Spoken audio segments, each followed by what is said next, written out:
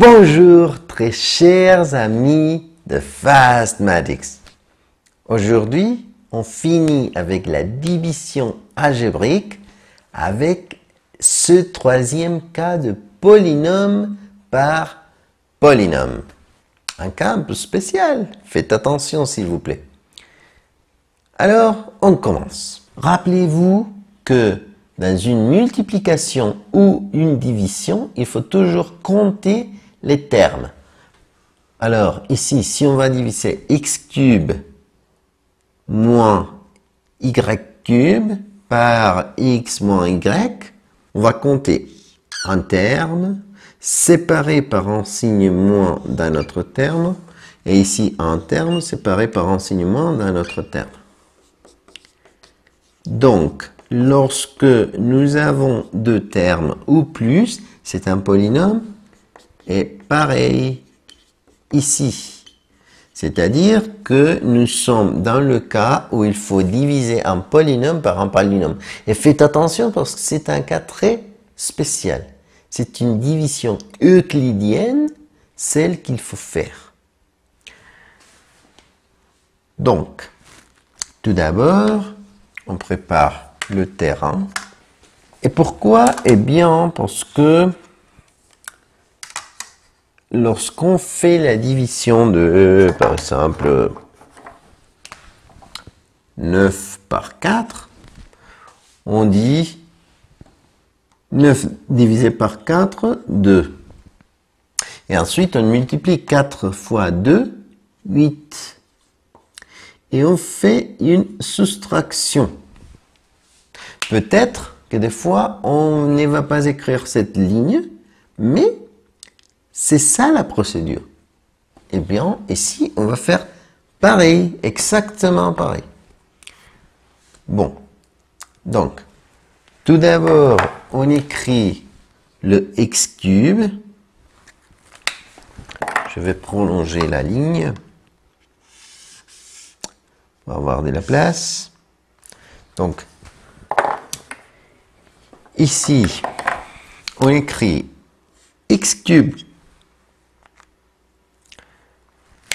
Mais, il devrait avoir ici x au carré. Alors, comme il n'y en a pas, je mets un 0.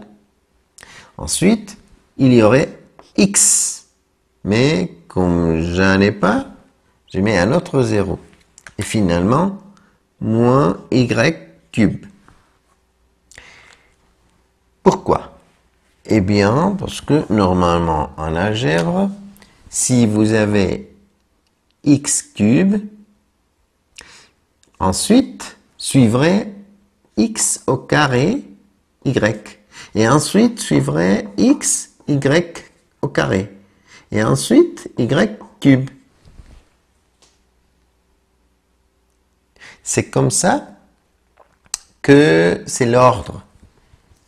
Il n'y a pas d'y, y à la puissance 0, ensuite y à la puissance 1, y à la puissance 2, y à la puissance 3. Et pour les x à la puissance 3, à la puissance 2, à la puissance 1, et x à la puissance 0 qui ne va pas s'écrire. C'est pour ça que je laisse la place. Pour suivre un ordre et ne pas avoir de problème lorsque je vais faire la soustraction que normalement se fait dans les divisions euclidiennes. Maintenant, je devrais faire pareil ici, mais comme il n'y a pas de problème d'exposant, je ne dois pas mettre des zéros. Et maintenant, je vais commencer. Je prends le premier terme et je vais les diviser par le premier terme.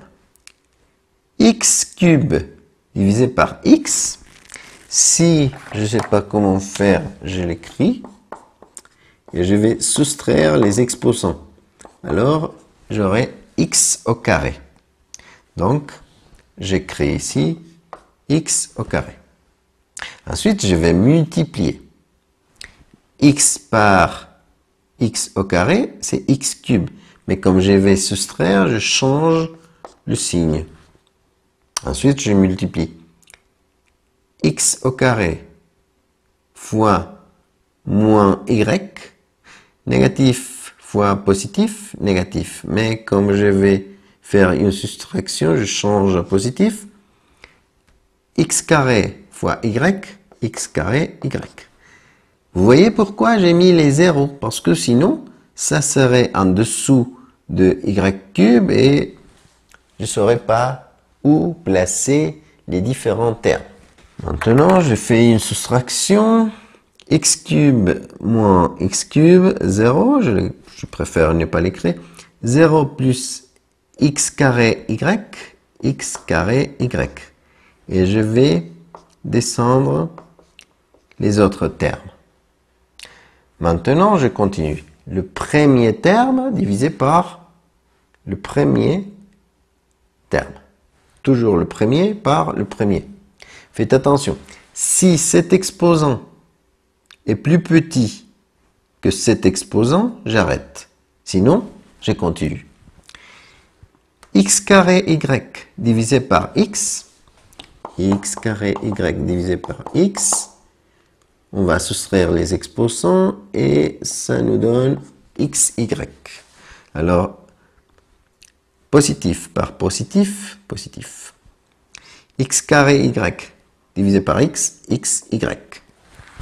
Maintenant, on multiplie.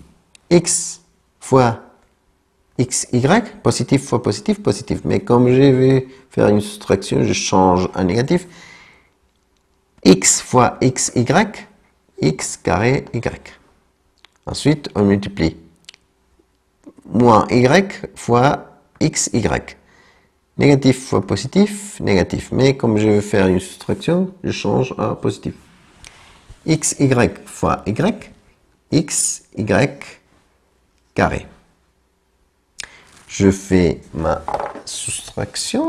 En réalité, c'est une addition parce que j'ai déjà mis le signe opposé. Et ça nous donne la 0, je ne l'écris pas. Et xy carré. J'abaisse le y cube. Et je continue parce que cet exposant est le même que là. Si c'était plus petit, j'arrête. Alors, xy carré divisé par x. Tout d'abord, positif par positif, positif. Xy carré divisé par x. C'est comme si le x était éliminé, parce que la même chose divisé par la même chose, c'est 1. Et 1 multiplié par y carré, c'est y carré. Donc, ici, y carré. Et je multiplie ce terme par les deux autres termes. Positif fois positif, positif. Mais comme je vais soustraire, je change le négatif. X par y carré, xy carré. Et ensuite, négatif par positif, négatif. Mais on change à positif parce que je vais soustraire. Y fois y carré, y cube. Donc, finalement, xy carré moins xy carré, 0, moins y cube plus y cube, 0. Et c'est fini. Le résultat, x carré plus xy plus y carré. Mais, attendez 2 secondes. Qu'est-ce qui se passe si ici j'avais x, par exemple? C'est pas vrai, mais supposons que j'ai un x ici. Comment je devrais écrire le résultat? Si vous voulez convertir cette division en fraction, qu'est-ce qu'on fait? On écrit 2 entiers en quatrième. Rappelez-vous que on prend le nombre qui est là, le résultat, ensuite le reste, ensuite le diviseur. Non? On pourrait aussi dire 2 entiers plus un quart. C'est pareil. Suivant la même logique, on prend ça. X carré plus xy plus y carré. Et on va faire l'addition. On prend le résultat plus le reste divisé par Le diviseur, ça veut dire x moins y. Je sais que c'est pas vrai, mais c'est pour ça que je vais l'effacer. Mais c'est ça la logique pour écrire le résultat d'une division euclidienne où il y a quelque chose qui reste. J'efface pour ne pas vous confondre. Et merci beaucoup de votre attention. Il faut beaucoup pratiquer cette méthode. À une prochaine fois. Au revoir.